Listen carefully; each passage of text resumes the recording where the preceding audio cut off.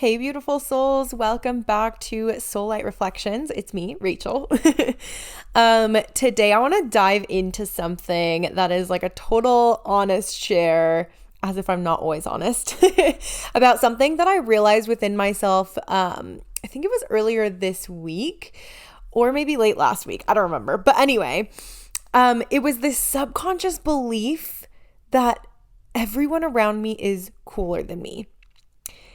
And I feel like I'm like dropping a bomb right now within the first minute of this episode. But I just, as always, I like to really jump right into the topic at hand.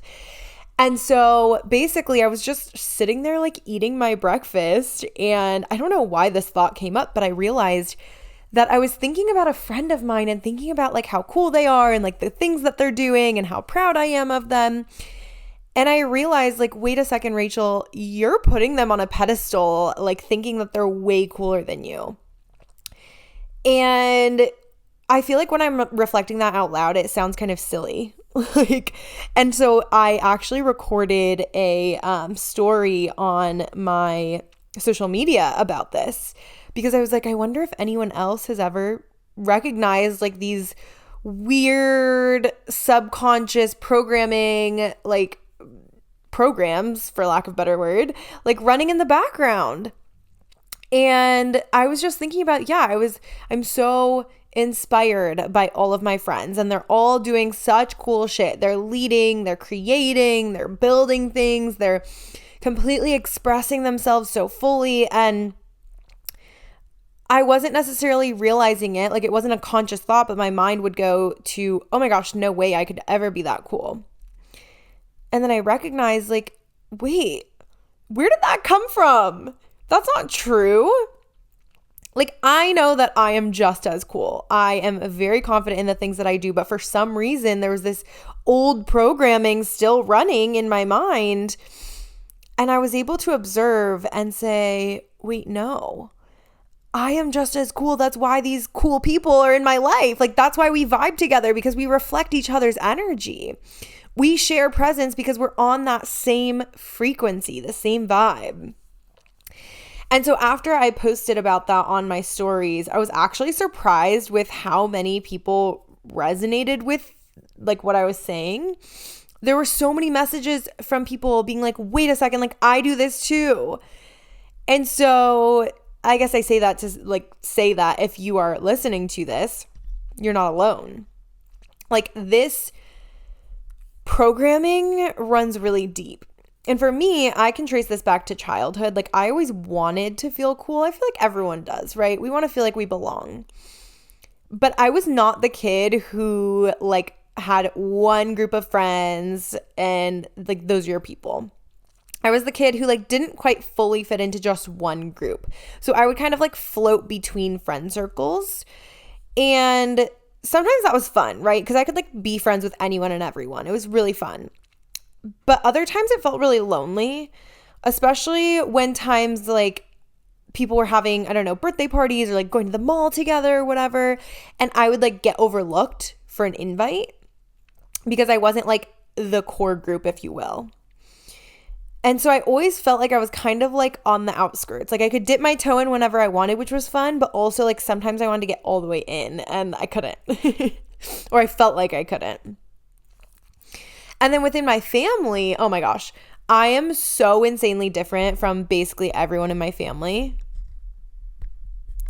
I've just always been different than them and like deeply energetically different. And that honestly shaped how I learned to be myself.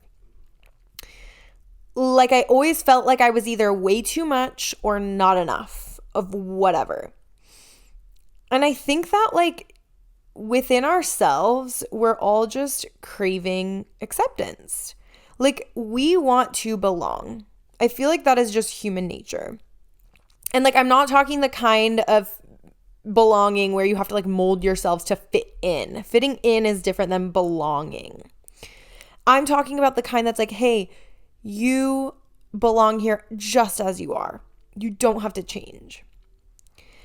And so Fast forward a few years from childhood to literally like 2 years ago. This belief came about in like a very different way. I was going through some mental health stuff and I had to pause the major parts of my business.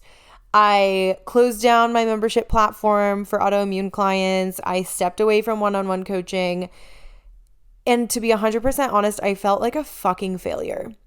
I was like, you're letting your clients down. They're not going to love you anymore. Like, you're stepping away from social media. Like, how dare you? You've built up this like beautiful community of people and you're going to let them down. They love seeing your content. All of these thoughts started swirling around. Again, being like too much or not enough. I was not enough in this example, in that mentality. But my clients understood. Like, not only did they understand, they still held space for me.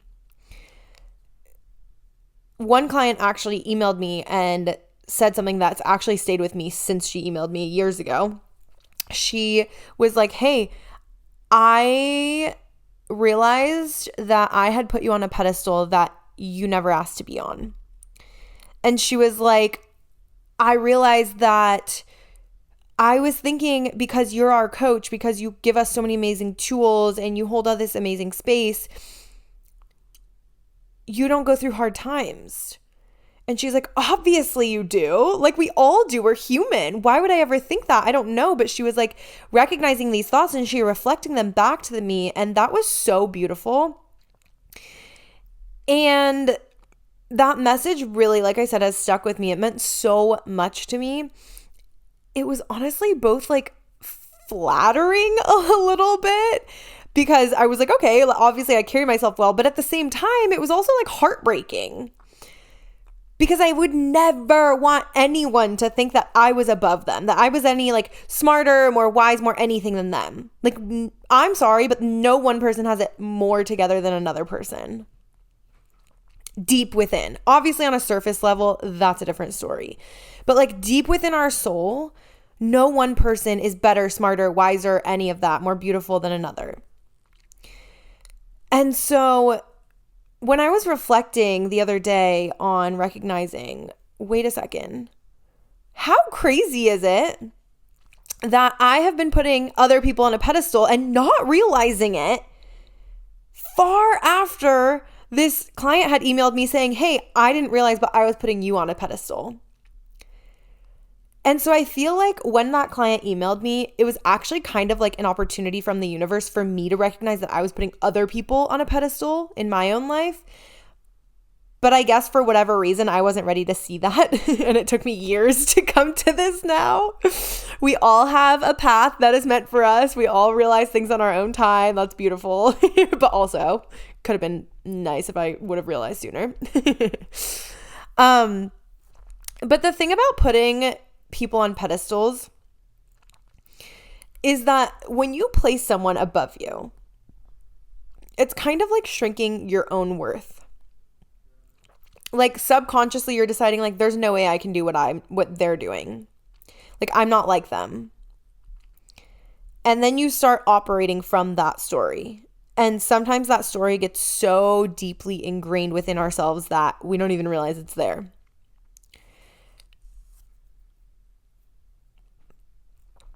A little note that I want to say is that all of these past clients that I was so worried about letting down, that I felt like a failure for having to close the membership platform and one-on-one calls, they all understood. And not only that, but I'm still in touch with basically all of them.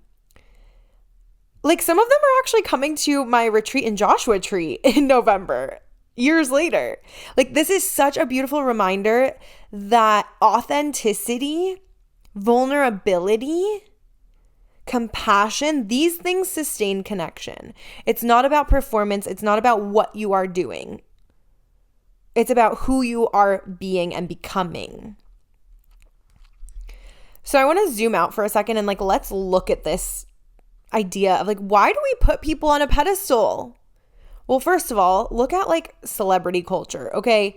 It's part of our culture. We're conditioned from such a young age to idolize. Like, the popular kid and like the star student and our parents, right? We're convinced they have it all figured out, and then we get older and we're like, they still don't know what the fuck they're doing.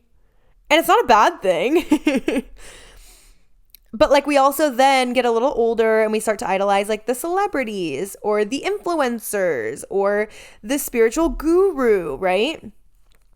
And I think that especially with the rise of social media in the last 10 plus years, it's been intensified because there's all these curated images and videos of highlight reels of people. And it makes us forget that like behind the scenes, they're human.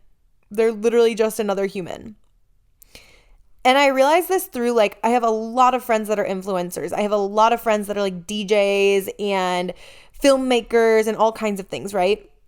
People with really big followings. And when I hang out with them, I forget all of that. None of that fucking matters because they're human. They're just my friend, right? But if I were to like go scroll on their social media and not know them, I would be like, oh my God, they're way cooler than me. They're so whatever. Like, yeah, they're awesome. These friends of mine, but also just because they are really spiritual or they do really cool stuff or they create music, like doesn't mean that they're any better than me. Another aspect to like why we put people on pedestals is that sometimes it's like a survival mechanism. Sometimes it can be like a trauma response. If we don't feel safe in our own identity, we start to look outside of ourselves. If we don't know how to find that safety within ourselves, we start to look outside of ourselves. And we're actually taught this through society in a lot of our childhood upbringings, that like we have to constantly be seeking validation or direction or leadership from someone else, and that's the safer way. It's safer to follow someone else's light and guidance than our own. And then there's also this illusion of like being special that's in a lot of systems. So like some people are just like anointed or like chosen or gifted, right? I deeply believe that everyone has access to that greatness. Now, the fact of the matter is that there are plenty of systems in place, structures that are here in society that unfortunately make it damn near impossible for some people to access opportunity to access the greatness within. But deep, deep, deep within us, it's not about being chosen. It's about choosing yourself in little ways every single day. You do have access to that greatness. And a lot of us are very privileged to be able to take the time and have that safety around us to be able to find the safety within. But in order to do so, we really have to update the software that is like in our minds. Like literally, we're walking around with outdated subconscious programming. Like all of these thoughts that were installed a very, very long time ago in our childhood mostly, and then even like young adulthood and so on, based on circumstances that a lot of times like we didn't choose. We were born into certain things. We were put in certain schools, for instance. We were around certain types of media, right? But now we are so fucking privileged to be able to rewrite that code to the software. Like not just upgrading the software, but literally rewriting the code is like what I'm here for. Hell yes. Give me a hell yes. It starts with observation. Noticing when those thoughts arise and not judging them, not shaming them, just being like, that's an old belief. That doesn't make sense anymore. So for me, when I had this thought of like, oh my God, all my cool friends, like this one friend is like doing really cool shit. And I was like, wait, I'm literally putting them on a pedestal. Like, yes, they are fucking amazing. And they're no higher than me. I'm fucking amazing too. I think that getting to that thought process takes a lot of work. You can't necessarily go from like, I'm a piece of shit to, wow, I'm just as cool as my cool friends, right? But I think that rerouting after the observation of those thoughts can be really helpful. So like simple mantras that feel true to you. A couple examples are something like, I feel worthy of being seen. Or my presence belongs here. Or if I admire this in someone else, it is somewhere within me as well. To me, I think that these are more towards like the neutral side rather than being like, I'm a fucking goddess. Like, I'm the coolest thing that walked this earth. I don't know. It's like, it's more on the neutral side. Saying like, hey, I'm worthy. If I see it in someone else, it is within me. It might be deep within me. I might not see it yet, but it is there. Or like, I do belong. I might not know where I belong yet, but I do belong. Now, I want to briefly talk about the science that backs this up. There's this big fancy word called neuroplasticity, and it basically just means that the brain rewires through repetition. Like every single time that you think a new thought, you're creating a new neural pathway in your brain. I don't know if you've heard this statistic before, but there's a statistic that says something like 90% of the thoughts coming through our mind at any given time are negative, and we have a chance to rewrite that. Are not just negative, but repeating. And so when we kind of like put a little roadblock in there, it might not stop these thoughts from happening because unfortunately there's a part of our brain that used to keep us safe and alive from like, predators and shit, caveman times. So like we are constantly thinking about the threats that are coming at us. And at the same time, we have advanced far enough to where we can learn to observe those thoughts and say, whoa, wait a second, roadblock, pause for a second. Now that thought might keep running past that roadblock, but at least it pauses it for a second. And then as you do it over and over, again, that repetition, the old mentality starts to fade and you are able to genuinely be and think and act more positively in your daily life. It's a really fucking cool thing. So a few tips for things that personally help me a lot with reframing limiting subconscious beliefs that I observe. I really like to journal, as we all know. And I don't want you to feel like the journaling is like a test. I want it to feel expansive. So if the thought of doing this journal prompt feels like, I don't know, don't do it. Literally don't. Move on to the next. Pause. Next. Literally. But if you are interested in doing a little journal prompt, think of one or two people in your life that you really admire and then write down some traits about them that you think are really cool, that you really like, are wowed by. And then look at that list and on a fresh sheet, write down, how did these things already exist in me? Or maybe you can go through and just simply circle like, you know what? Actually, I think I do have this trait and that trait and that trait. And be honest with yourself and know that it might feel a little bit conceited because that's the way that we're conditioned to think. If you think highly of yourself, you're just conceited. No. We're actually trying to find the light within ourselves so that we can shine even brighter and we can help more people.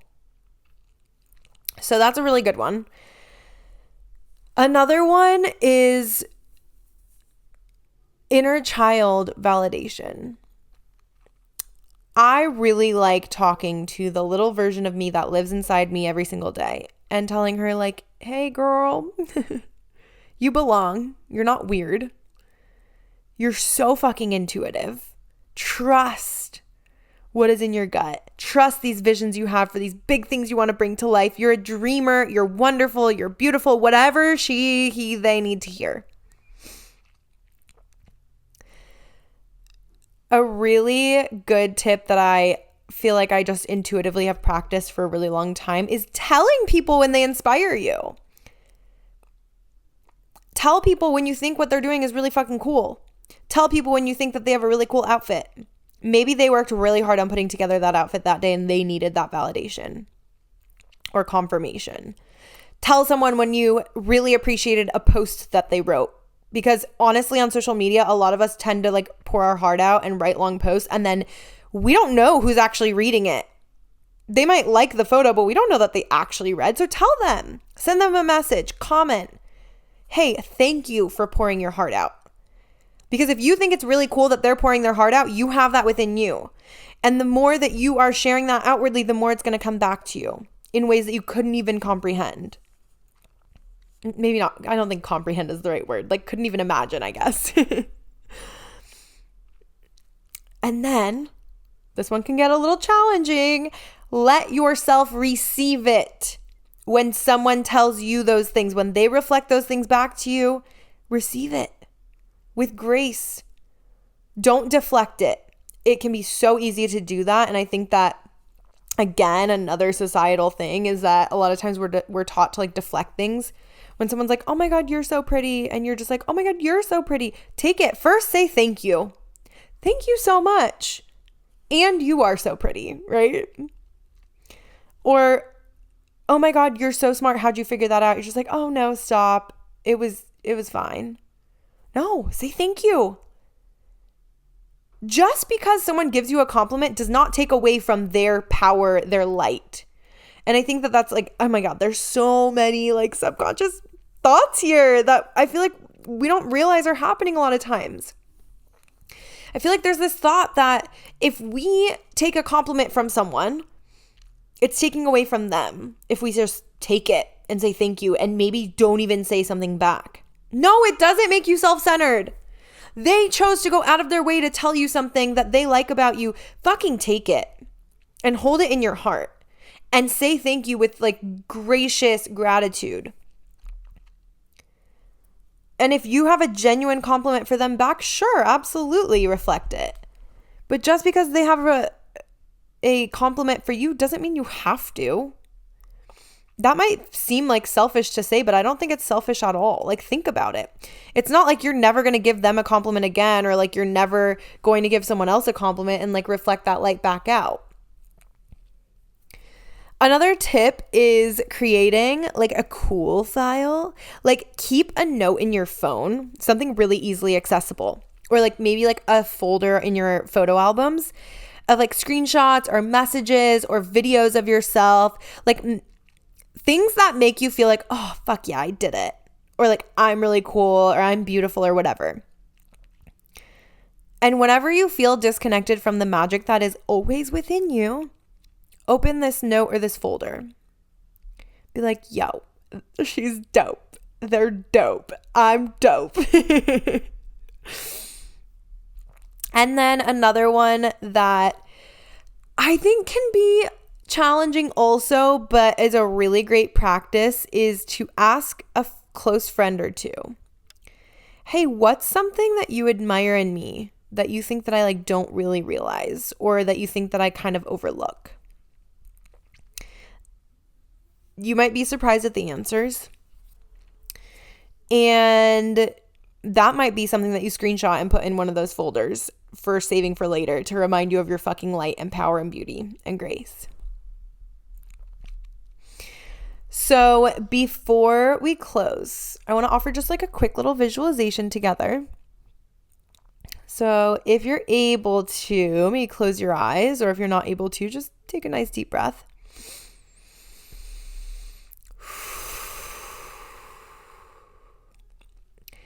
And then visualize someone that you like really deeply admire. And just start to see their essence, their aura, their energy, how they speak, how they dress, how they authentically move through the world.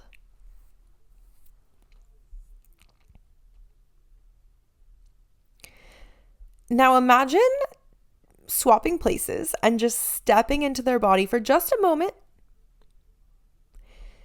and just feel how grounded they are, how confident,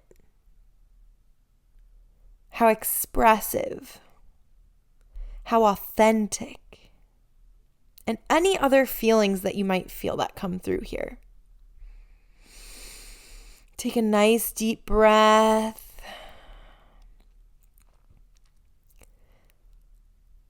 Soak it all in. And then you're going to pop back into your own body. It was just a quick little swap. And then realize that feeling, those emotions, that energy, it wasn't just theirs.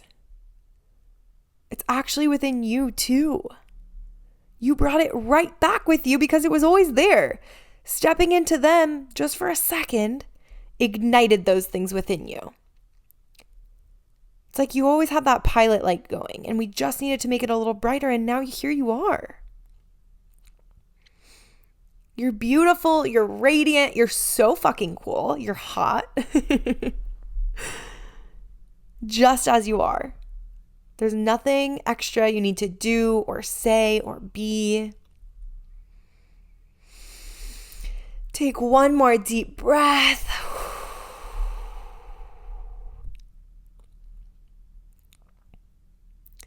And if you had your eyes open, go ahead and open them. Come back to your body. And I just want to say thank you so much for being here with me today. Thank you for holding space for my reflections, holding space for your own reflections while listening to this. If this spoke to you, as always, I would love to hear your thoughts. Send me a message or share this episode with someone. Maybe journal on this question. Where have I believed that I wasn't good enough to sit at the table? Where did that thought come from? Am I able to pinpoint what tables do I want to sit at? And just a reminder, you belong there. Not out of pity, not by accident, but because you genuinely are meant to be here or there. Until next time, keep shining, keep aligning, and we'll talk soon.